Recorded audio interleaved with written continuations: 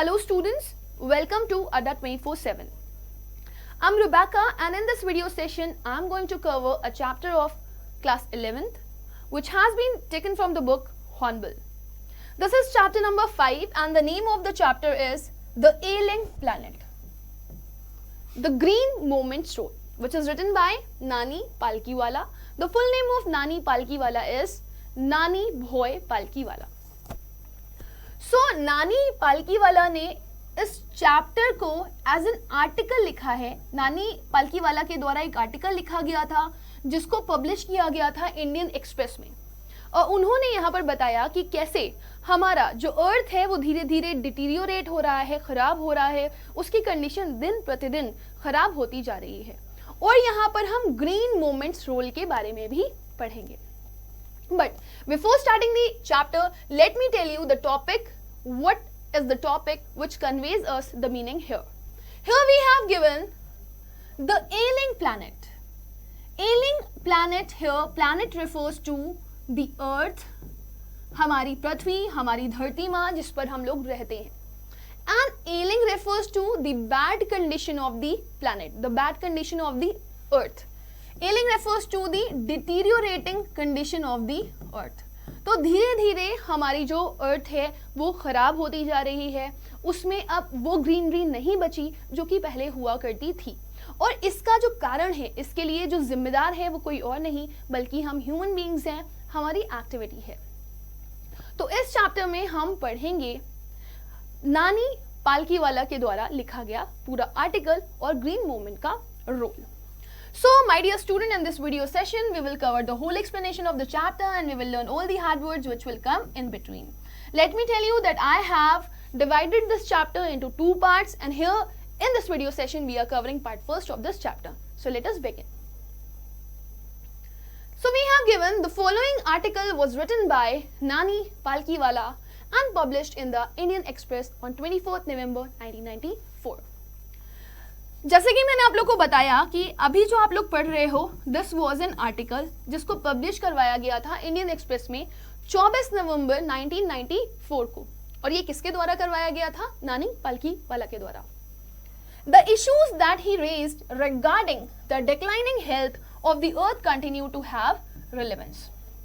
उस टाइम पे 1994 में नानी पालकीवाला ने जो इश्यूज उठाए थे अर्थ को लेकर के, अर्थ की डिटीरियोरेटिंग कंडीशन को लेकर के कि कैसे हमारे अर्थ की हालत धीरे धीरे खराब होती जा रही है और ज्यादा बिगड़ती जा रही है.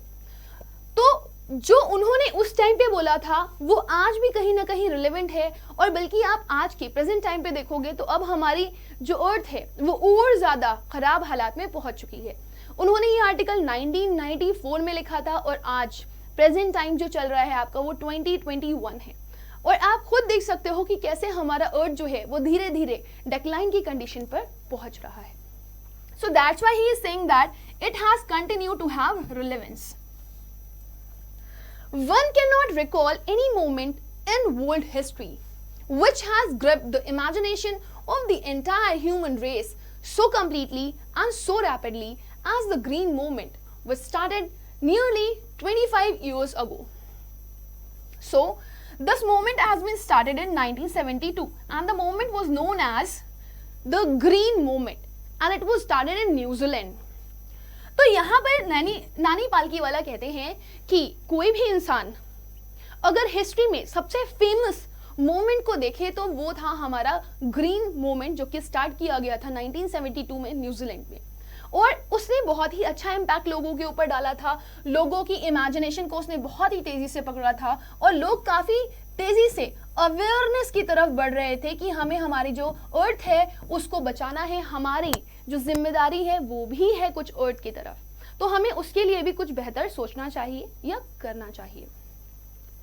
So here it is said that कि कोई भी मूवमेंट इतना ज्यादा असरदार नहीं रहा जितना कौन सा मूवमेंट था? ग्रीन मूवमेंट, जिसने कंप्लीटली और बहुत ही तेजी से लोगों की इमेजिनेशन पे इफेक्ट डाला और लोगों को हमारी अर्थ की खराब हालत की तरफ अवेयर किया और उसके लिए मल्टीपल एक्शंस लेने के लिए मोटिवेट किया.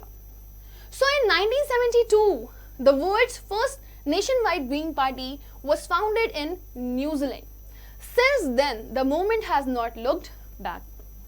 सो एज आई टोल्ड यू कि 1994 में आर्टिकल छापा गया था नानी पालकीवाला के द्वारा और 1972 में ये ग्रीन मूवमेंट रोल स्टार्ट हुआ था। So it is said that कि ये काम 25 साल पहले ही हो गया था, लेकिन अभी भी अगर आप देखो तो हमारे अर्थ के हालात ठीक नहीं हुए हैं। ऑल्दो जब से ये शुरुआत हुआ है या जब से इस रोल की शुरुआत हुई है, ग्रीन मूवमेंट की शुरुआत हुई है, तब से लेकर अब तक इसने पीछे पलटकर नहीं देखा। मतलब जब ये स्टार्ट हुआ था तब से लेकर अभी तक बस ये कंटिन्यू है, चल रहा है, लोगों को अवेयर किया जा रहा है और लोगों को बताया जाता है कि हमारी भी बहुत सारी रिस्पॉन्सिबिलिटीज हैं हमारे अर्थ के towards. So it is very very necessary, ये किसी और की जिम्मेदारी नहीं बल्कि हमारी जिम्मेदारी है कि हमें हमारी अर्थ को बहुत अच्छे से रखना है, जैसे कि हम ह्यूमन बींग्स को रखते हैं। We have shifted one hopes irrevocably from the mechanistic view to a holistic and ecological view of the world. तो अब हम लोग कहाँ शिफ्ट कर चुके हैं? We have shifted, हम लोगों ने लोगों के होप्स को शिफ्ट कर दिया है और ये ऐसे चीजें हैं जो कि अब रिवर्स नहीं हो सकती, यानी कि अब वापस हम उस कंडीशन पे नहीं जा सकते जहां पे लोग सोचते नहीं थे अर्थ के बारे में, वो क्या कर रहे हैं अर्थ के साथ इसके बारे में नहीं सोचते थे। पहले लोग कैसे होते थे? दे वर मैकेनिस्टिक, वो क्या सोचते थे कि जो अर्थ है वो एक नॉन लिविंग क्रिएचर है, तो वो एक मशीन की तरह इसका इस्तेमाल करते थे, जितना ज्यादा डोमिनेट कर सकते थे करते थे, अपने हिसाब से जिस तरह से यूज कर सकते थे करते थे। लेकिन अब उनका व्यू, उनका परसेप्शन चेंज करवाया जा रहा है और ये परसेप्शन क्या है कि हमें एक होलिस्टिक यानी कि एक कंप्लीट व्यू और एक इकोलॉजिकल व्यू रखना चाहिए हमारे अर्थ, हमारे दुनिया के बारे में। इकोलॉजिकल व्यू मतलब एक बैलेंस्ड व्यू रखना चाहिए। जैसे हम ह्यूमन बींग्स के बारे में सोचते हैं ना कि ह्यूमन बींग्स के साथ कुछ ना हो, वो बीमार ना पड़े, वो ख़त्म ना हो, उनका एंड ना हो, वैसे ही हमें हमारी अर्थ के बारे में भी सोचना पड़ेगा कि हमारी अर्थ भी ख़त्म ना हो और वहाँ पे भी इकोलॉजिकल बैलेंस मेंटेन रहे। इकोलॉजिकल बैलेंस कैसे मेंटेन रहेगा? जब प्रॉपर अमाउंट में ट्रीज लगाए जाएंगे और प्रॉपर अमाउंट में ट्रीज को सेव किया जाएगा। ट्रीज सेव रहेंगे, फॉरेस्ट सेव रहेंगे तो एनिमल सेव रहेंगे, एनिमल सेव रहेंगे तो हमारे ऊपर भी इसका बहुत अच्छे से इम्पैक्ट पड़ेगा, क्योंकि कहीं ना कहीं जो हमारा पूरा का पूरा लाइफ साइकिल है वो एक दूसरे पर डिपेंडेंट है। सो जब सारी चीजें बैलेंस्ड रहेंगी तभी हम भी बैलेंस्ड रह पाएंगे। That's why he said that कि लोगों ने अब जैसे मशीन की तरह पहले वो अर्थ को देखते थे, जिस तरह से चाहते थे उस तरह से इस्तेमाल करते थे, अब वो उस तरह से इस्तेमाल नहीं करते हैं, बल्कि किस तरीके से उन्हें इस्तेमाल करना चाहिए अर्थ को एक बैलेंस्ड वे में। क्योंकि अर्थ भी हमारी तरह ही है, वो भी एक लिविंग क्रिएचर है, उसे भी एक लिविंग क्रिएचर की तरह समझना चाहिए और उसकी भी मरम्मत करवाना बहुत ज़्यादा ज़रूरी है, उसको भी ध्यान रखना बहुत ज़्यादा ज़रूरी है। It is a shift in human perceptions as revolutionary as that introduced by Copernicus, who taught mankind in the 16th century that the earth and the other planets revolve around the sun. तो यहाँ पर नानी पालकीवाला हमें green movement के बारे में कुछ और बताते हैं। वो कहते हैं कि जब ग्रीन मूवमेंट लाया गया तो वो एक रिवॉल्यूशनरी एक्ट था। रिवॉल्यूशनरी एक्ट का मतलब इवॉल्विंग अ कंप्लीट चेंज, मतलब वो एक बहुत बड़ा चेंज लेकर के आया लोगों के परसेप्शंस में, लोगों के माइंड में, लोगों की जो धारणाएं थी उनको बदलने में एक बहुत बड़ा हाथ रहा ग्रीन मूवमेंट का। और वो इस ग्रीन मूवमेंट के रोल को कंपेयर करते हैं कॉपरनिकस के एक मूवमेंट से। What was that? उन्होंने बताया था मैनकाइंड के बारे में 16th सेंचुरी में। What was that? उन्होंने ये बताया था कि कैसे अर्थ रिवॉल्व करती है अराउंड द सन और कैसे बाकी प्लैनेट्स रिवॉल्व करते हैं अराउंड द सन। तो जैसे जब हमें ये पता चला था कि सन के अराउंड बहुत सारे प्लैनेट्स रिवॉल्व करते हैं या जितने भी हमारे प्लैनेट्स हैं वो रिवॉल्व करते हैं, वो एक बहुत ही रिवोल्यूशनरी चेंज था, बहुत बड़ा चेंज था। लोगों के परसेप्शन में बहुत ज़्यादा चेंज आया था। पहले लोग क्या सोचते थे कि सन रिवॉल्व करता है, ना कि अर्थ रिवॉल्व करती है।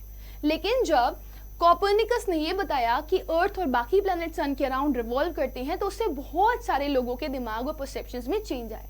वैसे ही ग्रीन मूवमेंट भी एक बहुत बड़ा चेंज लेकर के लोगों के दिमाग में आया। For the first time in human history there is a growing world wide consciousness that the earth itself is a living organism, an enormous being of which we are parts. अब देखिए नानी पालकी वाला यहाँ पे मैं कितने अच्छे से समझा रहे। वो कहते हैं कि ग्रीन मूवमेंट ने आकर के हमको बहुत कुछ सिखा दिया, बहुत कुछ। सो इस ग्रीन मूवमेंट ने हमको क्या सिखाया? ये पहली बार था ह्यूमन की हिस्ट्री में, मतलब आज तक नहीं हुआ, जब लोगों ने अपनी सोच को बदला, उन्होंने अपनी सोच में बदलाव लाया। And there is a growing world wide consciousness. अब हर कोई अर्थ को लेकर के अवेयर हो गया। लोग सोचने लगे कि नहीं, हमारी रिस्पॉन्सिबिलिटी है, हमें अर्थ के लिए भी वर्क करना चाहिए। वो अर्थ जिसको हम लोग बहुत अजीबोगरीब अंदाज में बस यूटिलाइज कर रहे हैं।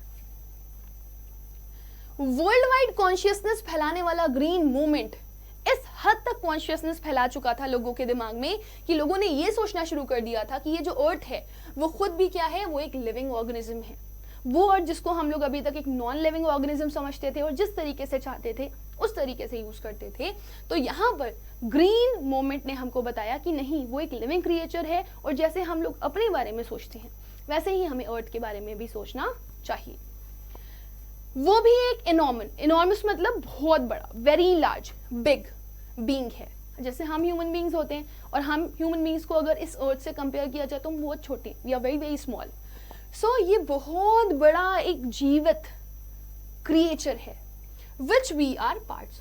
और हम लोग क्या हैं? हम लोग इसका पार्ट हैं, हम लोग इसके हिस्से हैं। It has its own metabolic needs and vital process which need to be respected and preserved. Now what do you mean by the word metabolic needs here? It means your body basic metabolic needs are what your body needs just to stay alive. अब जैसे हम हमारी बात करते हैं, हम human beings को जिंदा रहने के लिए कौन कौन सी चीज़ों की ज़रूरत होती है? पानी, रोटी, कपड़ा, मकान आदि। तो ये सारी चीज़ें हमारी ज़रूरत की हैं। लेकिन अगर हम हमारी बॉडी की नीड के बारे में बात करें तो हमें हमारा पेट भरना है, हमें पानी पीना है, हमें सांस लेना है और हमें जीना है। तो जैसे हमारी बॉडी में मल्टीपल मेटाबॉलिक एक्टिविटीज़ होती हैं, वैसे ही अर्थ की भी एक मेटाबॉलिक एक्टिविटी है और इसका भी एक बहुत इंपॉर्टेंट प्रोसेस है जिसको हमें रिस्पेक्ट करना चाहिए और उसको हमें प्रिजर्व करना चाहिए, सेव करना चाहिए, मतलब उसकी ओरिजिनल स्टेट पर ही उसको रखना चाहिए। जैसे जैसे हमारी एज बढ़ती है वैसे वैसे हमारे अंदर भी बीमारियां लगती हैं।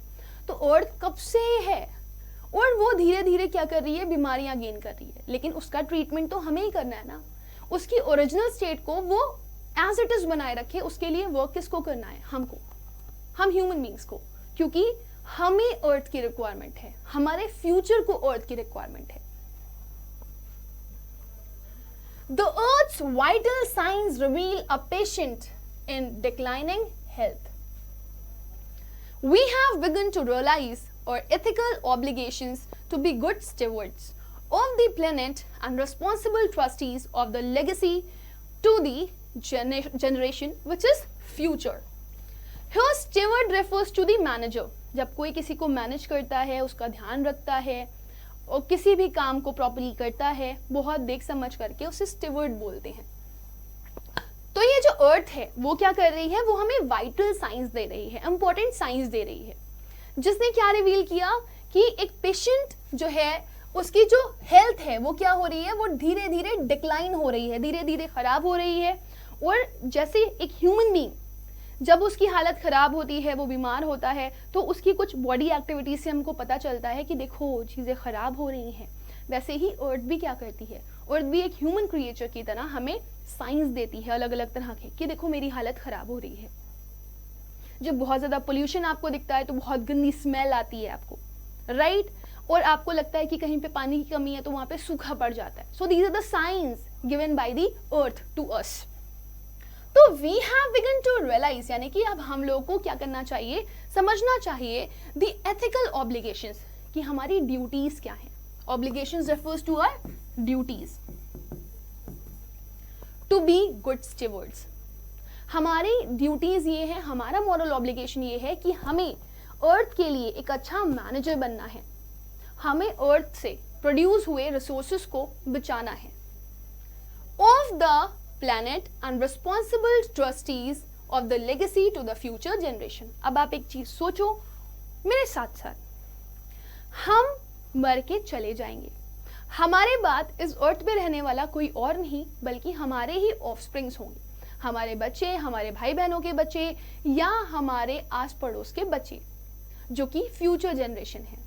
तो हमको ये नहीं सोचना चाहिए कि हम इस अर्थ पे रह रहे हैं तो उस पे जो कुछ भी है वो हमारा है, बल्कि हमें यहाँ पर एक ट्रस्टी की तरह वर्क करना है कि किसी ने भरोसे के साथ इस अर्थ को हमें सौंपा है और उसी भरोसे के साथ हमें उस अर्थ को किसी और को देना है। और किसको देना है? हमारी फ्यूचर जनरेशन को। सो हमें एक अच्छा मैनेजर बनना है अर्थ के लिए और हमें पूरे भरोसे के साथ उसको एज इट इज कंडीशन में हमारे फ्यूचर जनरेशन को लौटाना है।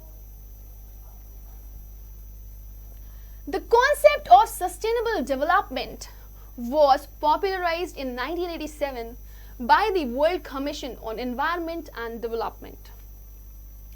World Commission Environment और Development का उसने क्या किया?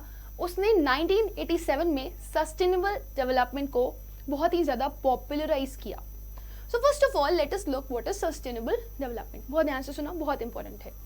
Development that meets the needs of the present without compromising the ability of future generation to meet their own needs. Now listen, what is sustainable development? Sustainable development means a development which sustain from generation to generation.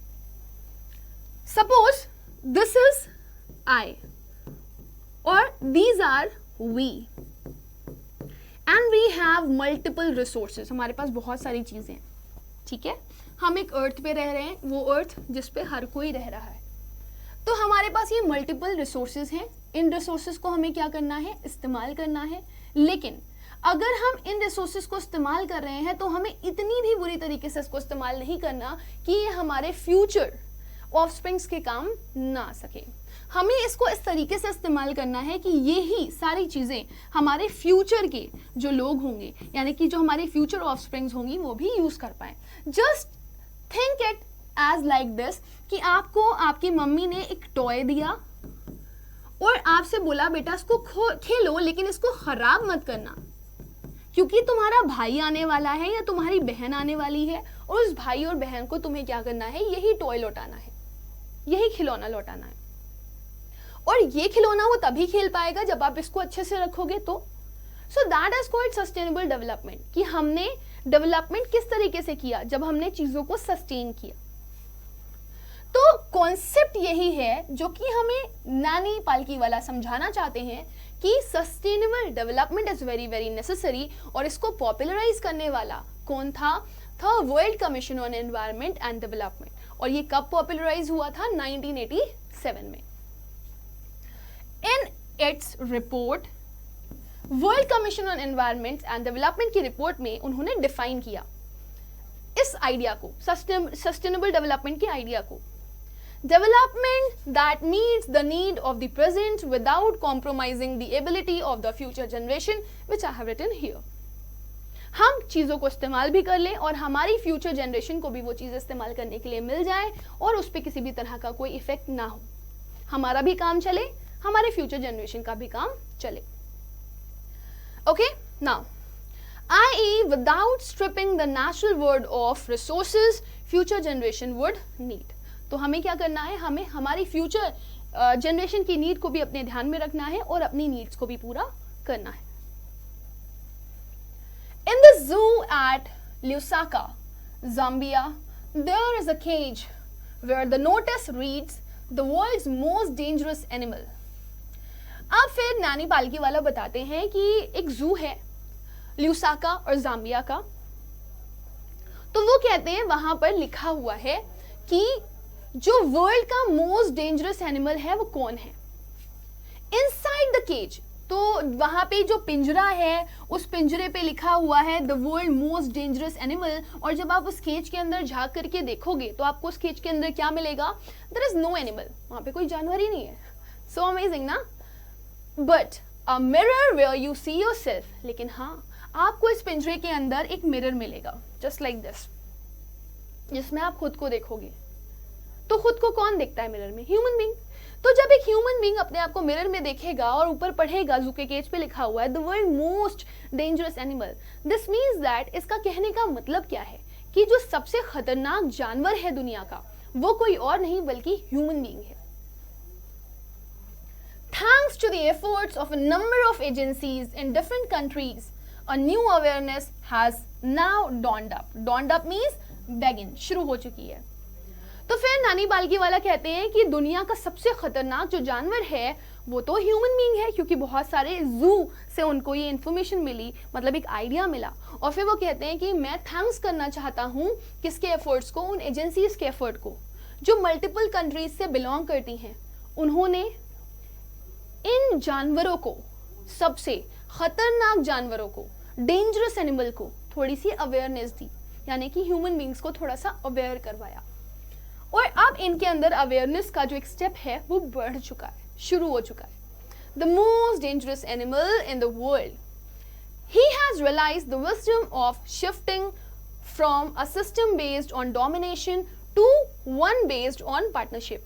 तो ये जो multiple agencies हैं multiple countries की, उनको नानी पाल्कीवाला thank करते हैं और वो कहते हैं कि कम से कम चलो हम ह्यूमन बीइंग्स के अंदर इतनी तो अवेयरनेस आई कि पहले जो हम खड़े होकर के हमारी अर्थ को डोमिनेट करते थे, कैसे डोमिनेट कर रहे हैं? अपने हिसाब से जो सही लग रहा है वो इस्तेमाल कर रहे हैं। ये अच्छा है ले लो, ये अच्छा है ले लो, ये अच्छा है ले लो, सारी चीजों को इस्तेमाल कर रहे हैं। और हम लोग सोच ही नहीं रहे कि हमें आगे हमारी फ्यूचर जनरेशन के बारे में भी कुछ सोचना चाहिए। सो हम लोग पहले क्या थे? डोमिनेटेड थे। लेकिन जब से ये एजेंसीज आई, इन्होंने हमें अवेयर करवाया कि देखो हमारी अर्थ की भी कुछ रिक्वायरमेंट है, तो हम लोग फिर एक बैलेंस्ड वे में चलने लगे। हमने अपना भी ध्यान देना शुरू कर दिया और हमारी अर्थ का भी ध्यान देना शुरू कर दिया। सो उन्होंने हमें क्या रियलाइज करवाया कि हमें इतनी इंटेलिजेंस, इतनी समझ तो होनी चाहिए कि कैसे हम एक डोमिनेशन बेस्ड सिस्टम को कन्वर्ट कर सकते हैं एक ऐसे सिस्टम में जो कि पार्टनरशिप पे बेस्ड हो, कि तुम हमारे लिए करो और हम तुम्हारे लिए करेंगे। अभी तक अर्थ से हम लोग सब कुछ ले रहे थे, लेकिन अब हमें अर्थ को काफी कुछ देना भी है। Scientists have catalogued about 1.4 million living species with which mankind shares the earth.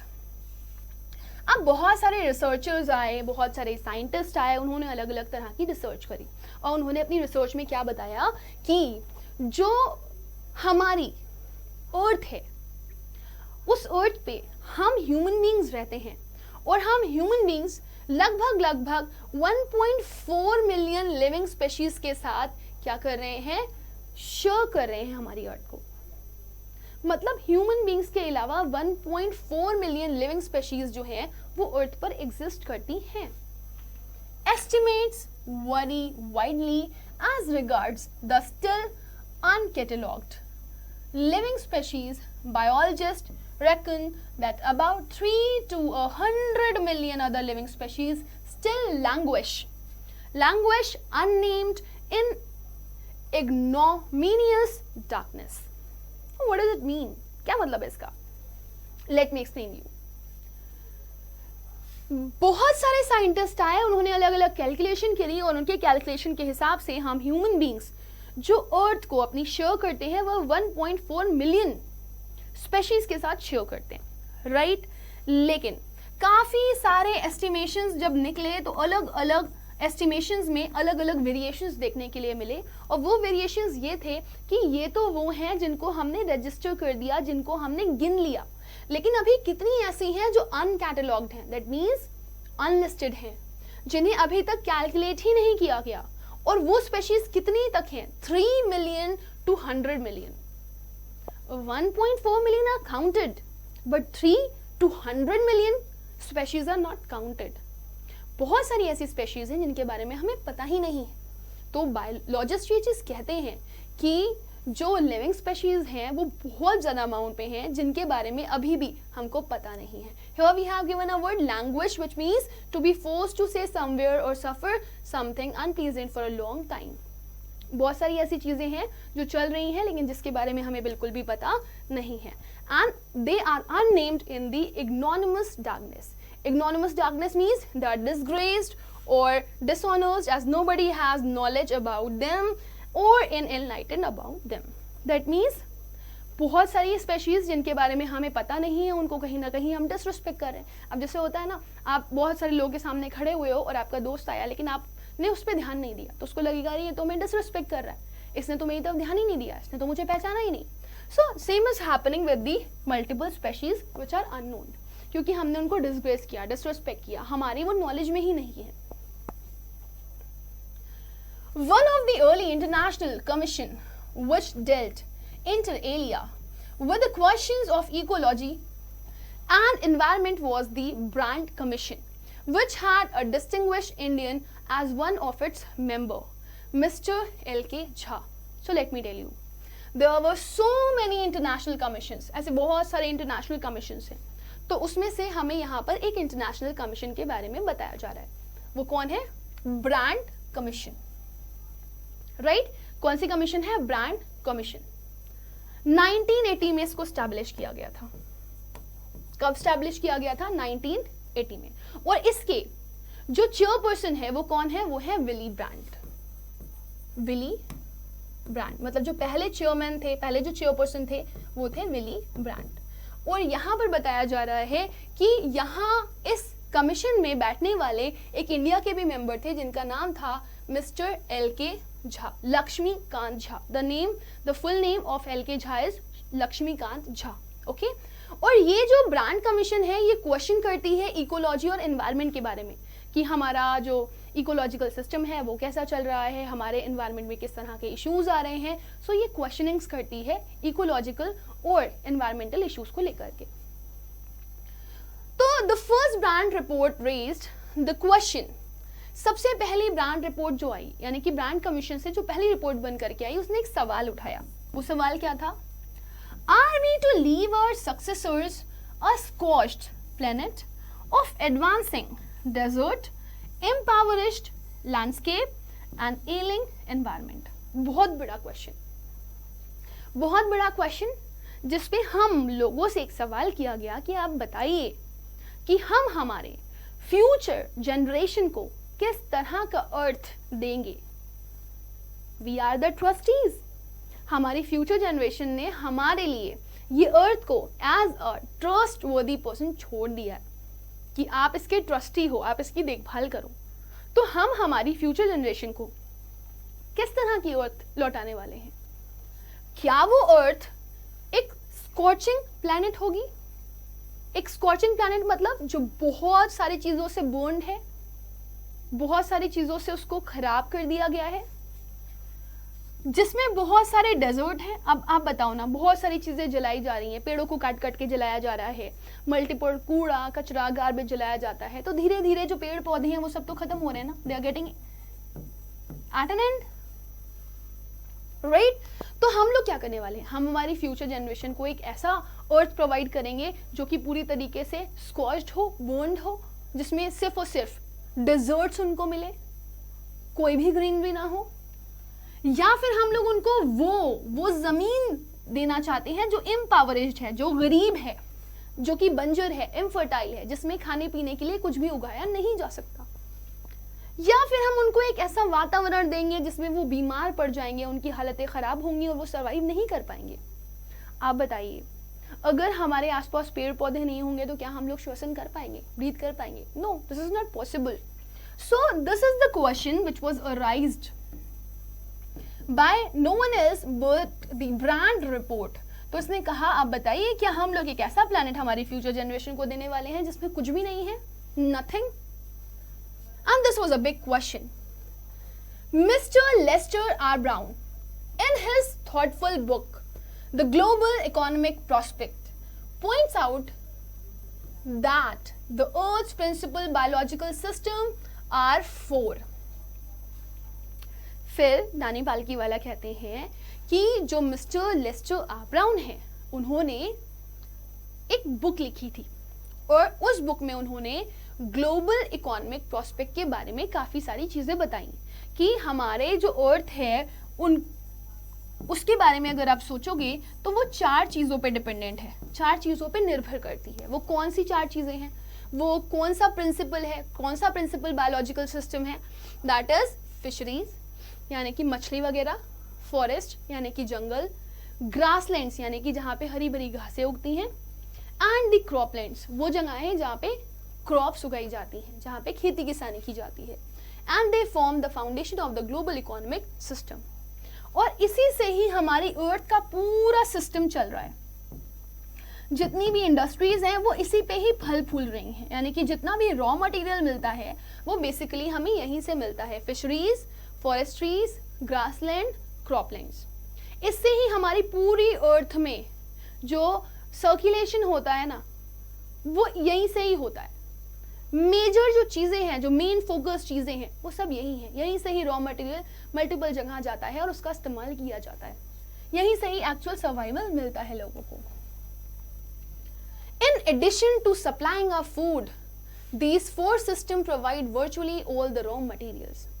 और अगर हम लोग ये देखें कि हमें फूड की सप्लाई चाहिए तो बेसिकली हमें फूड की सप्लाई मिलती कहाँ से है, कहाँ से मिलता है हमको मेन हमारा भोजन? None other than these 4 systems, जो कि हमें क्या प्रोवाइड करते हैं? रॉ मटेरियल प्रोवाइड करते हैं। और ये रॉ मटेरियल कहाँ जाता है? इंडस्ट्री में। Except minerals and petroleums derived synthetics. तो ये जो सिंथेटिक्स हैं, राइट, मिनरल्स और पेट्रोलियम को छोड़ करके हमारा जो मेजर सिस्टम है वो किस पर चलता है? इन 4 प्रॉपर सिस्टम्स पे, जो कि आपको बताए गए हैं, फिशरीज, फॉरेस्ट्रीज, ग्रासलैंड्स और croplands. Then it is said that in large areas of the world, human claims on these systems are reaching an unsustainable level. A point where their productivity is being impaired. Impaired means damage something or make it weaker. Now, अब ये जो 4 चीजें हैं, इन चीजों के बारे में बात करते हुए लोगों के मुंह से सुना गया, क्या बोला गया कि ज्यादातर एरियाज में, जो दुनिया के ज्यादातर एरियाज हैं, ज्यादातर कंट्रीज, ज्यादातर एरियाज, ज्यादातर जगहें जो हैं, वहां पे जो लोग हैं वो इस चीज को लेकर के क्लेम करते हैं। अब बेसिकली जो डेटा बनाएगा, जो रिसर्च करेगा, वही तो क्लेम करेगा। तो वो क्लेम क्या कर रहा है? वो किस तरह का क्लेम कर रहा है कि ये जो सिस्टम्स हैं, फिशरीज, फॉरेस्ट्रीज, ग्रासलैंड्स, क्रॉपलैंड्स, ये अनसस्टेनेबल लेवल पे पहुंच गए हैं। यानी कि हम हमारी आज की नीड को तो सेटिस्फाई कर देंगे, लेकिन हमारे फ्यूचर के लिए हम इसको बचा नहीं पाएंगे। A point where there productivity is being impaired. और ये एक ऐसा टाइम है जब इसकी जो प्रोडक्टिविटी है वो क्या हो चुकी है? वो इम्पेयर हो चुकी है, मतलब डैमेज हो चुकी है। आने वाले टाइम पर हम देखेंगे कि क्योंकि ये इतना कमजोर पड़ चुका है, तो आने वाली जनरेशन को शायद हम ये सारे फैसिलिटीज प्रोवाइड ना करवा पाए। Okay, now when this happens, fisheries collapse, forests disappear, grasslands are converted into barren wastelands and croplands deteriorate. Now फिर हमको नानी पालकी वाला समझाते हैं कि देखिए, ये जो 4 सिस्टम हैं, इस पर ही पूरी की पूरी जो हमारी नीड्स हैं वो डिपेंडेंट हैं। पूरी तरीके से हम इन्हीं 4 चीज़ों पे डिपेंडेंट हैं। और बहुत सारे ह्यूमन बींग्स ये क्लेम करते हैं कि जो हमारा अर्थ है उसके ज़्यादातर पार्ट्स में ये जो सिस्टम्स हैं वो ऑलमोस्ट ख़त्म होते हुए देखे गए हैं और ये अनसस्टेनेबल लेवल पर पहुंच चुके हैं। ये हमारी फ्यूचर जनरेशन तक नहीं पहुंच पाएंगे, कहीं ना कहीं ये डैमेज हो जाएंगे। क्योंकि जब ये होगा, यानी कि हमारे फ्यूचर के टाइम के बारे में बताया जा रहा है, जब ये होगा तो हमें क्या देखने के लिए मिलेगा कि फिशरीज कोलैप्स कर चुकी हैं। ऑलमोस्ट जो फिशेस हैं वो पूरी तरीके से खत्म हो चुकी हैं। फॉरेस्ट डिसअपियर्स, जंगल, क्योंकि लोग पेड़ काट रहे हैं, डिफोरेस्टेशन कर रहे हैं, तो धीरे धीरे करके जो जंगल हैं वो खत्म हो जाएंगे। ग्रासलैंड्स, जो ग्रासलैंड्स हैं जहाँ पे घासें उगा करती हैं, वो धीरे धीरे बैरन यानी कि बंजर वेस्टलैंड में कन्वर्ट हो जाएगा, जहाँ पे लोग कूड़ा कचरा करकट फेंका हुआ देखेंगे। और जो क्रॉपलैंड्स हैं जहाँ पर खेती किसानी की जाती है वो डिटीरियोरेट हो जाएंगे, यानी कि कम हो जाएंगे, बहुत कम। In a protein conscious and protein hungry world, overfishing is common every day. In poor countries, local forests are being decimated in order to procure firewood for cooking. Now look at this, कितना beautifully एक एक चीज को नानी पालकी वाला explain कर रहे हैं। वो कहते हैं कि हमारा जो वर्ल्ड है, हमारी जो दुनिया है, और उस दुनिया में जो लोग रहते हैं उनको प्रोटीन की जरूरत है। दे नीड प्रोटीन, और क्योंकि वो प्रोटीन कॉन्शियस भी हैं, उन्हें प्रोटीन चाहिए। अब भाई अपने आप को आपको डेवलप करना है, प्रॉपर ग्रोथ चाहिए, तो आपको एक प्रॉपर मात्रा में प्रोटीन लेना है। तो क्योंकि लोग प्रोटीन को लेकर के बहुत ज़्यादा कॉन्शियस हैं, बहुत ज़्यादा प्रोटीन हंग्री वर्ल्ड है हमारा, जिसकी वजह से वो लोग क्या करते हैं, वो फिशिंग करते हैं, और ये फिशिंग ओवर हो जाती है, और ये बहुत कॉमन हो चुकी है। हर दिन बहुत ज़्यादा अमाउंट में फिशिंग करी जाती है। और जो गरीब कंट्रियाँ हैं, जो गरीब देश हैं, वहाँ पे जो लोकल फॉरेस्ट हैं उनको धीरे धीरे ख़त्म किया जा रहा है, उनको काटा जा रहा है। और क्यों काटा जा रहा है? ताकि उनको आग जलाने वाली लकड़ी मिल सके, ताकि वो उसको लेकर के कुकिंग कर सके। तो इस तरीके से जंगल धीरे धीरे ख़त्म हो रहा है, और धीरे धीरे क्या ख़त्म हो रही है? फिशरीज। सो आप अगर देखो तो यहाँ पर एक पिक्चर मैंने बनाया हुआ है। ये देखो लोग कितने ज़्यादा अमाउंट में फिशेस का इस्तेमाल कर रहे हैं। फिर आप देखो ये डेजर्ट लैंड में चेंज होता हुआ दिखाई दे रहा है, लोगों ने जंगलों को काट दिया है और जंगल ख़त्म होते हुए दिखाई दे रहे हैं। और ये है हमारे हाई प्रोटीन फूड्स, जिसमें आपका बहुत सारा डिफरेंट पार्ट आता है, और जिसमें एक पार्ट आपका ये फिश भी है, जिसे लोग अपने नीड के लिए इस्तेमाल कर रहे हैं। इन सम प्लेसेस, कुछ जगहों पर, firewood has become so expensive, जो लकड़ी है, जलाने वाली लकड़ी, वो इतनी महंगी हो चुकी है, that what goes under the pot now cost more than what goes inside it. इसका मतलब क्या है? ये जो आग जलाने वाली लकड़ी है वो बहुत ही महंगी है, एक्सपेंसिव है, एक्सट्रीमली एक्सपेंसिव, इतनी ज़्यादा महंगी कि जो इसके अंदर जा रहा है और जो इसके बाहर है उसमें ज़मीन आसमान का फ़र्क देखने के लिए मिल रहा है। अंदर जाने वाला सामान जैसे कि खाना, वो बहुत ही सस्ता है, किसके कंपैरिजन में? ये बाहर आग जलाने वाली लकड़ी के कंपैरिजन में, जो कि बहुत महंगी है। तो खाना सस्ता है और लकड़ी बहुत महंगी है, क्योंकि लकड़ी की कमी है। Since the tropical forest is in the world of Dr. Myers, the powerhouse of evolution, several species of life face extinction as a result of its destruction. तो अब यहाँ पे हमें क्या सुनने के लिए मिल रहा है? सिंस, जैसे कि जो ट्रॉपिकल फॉरेस्ट है, किसके वर्ड्स में? डॉक्टर मायर्स के वर्ड में। यानी कि ये वो पर्सन है जो एक स्टेटमेंट देते हैं। क्या स्टेटमेंट देते हैं? नानी पालकी वाला जो मल्टीपल स्टडी करके बैठे हैं, वो अलग अलग स्टेटमेंट अलग अलग लोगों के बता रहे हैं। The other researchers, doctor Myers said that the power house of the evolution, जो विकास का पावर हाउस है। अब विकास का पावर हाउस कौन है? ये tropical forest, jungle. Several species of life face extension, क्योंकि जो जंगल हैं, ट्रॉपिकल फॉरेस्ट हैं, वो धीरे धीरे क्या हो रहे हैं? खत्म हो रहे हैं, जिसकी वजह से बहुत सारी स्पेशीज भी अपनी जानों को गंवा रही हैं और वो एक्सटिंक्ट होती जा रही हैं, विलुप्त होती जा रही हैं as a result of its destruction. क्योंकि पेड़ काटे जा रहे हैं, ट्रॉपिकल फॉरेस्ट को धीरे धीरे कट किया जा रहा है। मैं धीरे धीरे नहीं बोलूँगी, बल्कि बहुत तेज़ी में कट किया जा रहा है, जिसकी वजह से बहुत सारी स्पेशीज सफ़र करती हैं और वो धीरे धीरे कम होती जा रही हैं। और अब तो एक ऐसी कंडीशन आ गई है जब वो विलुप्त होती हुई दिखाई दे रही हैं। So my dear student, this is the end of part first. I hope कि आपको ये पार्ट अच्छे से समझ में आया होगा। नेक्स्ट पार्ट के लिए मिलेंगे हम अगले सेशन में। तब तक के लिए thank you, but do not forget to subscribe the channel if you are new here. Thank you.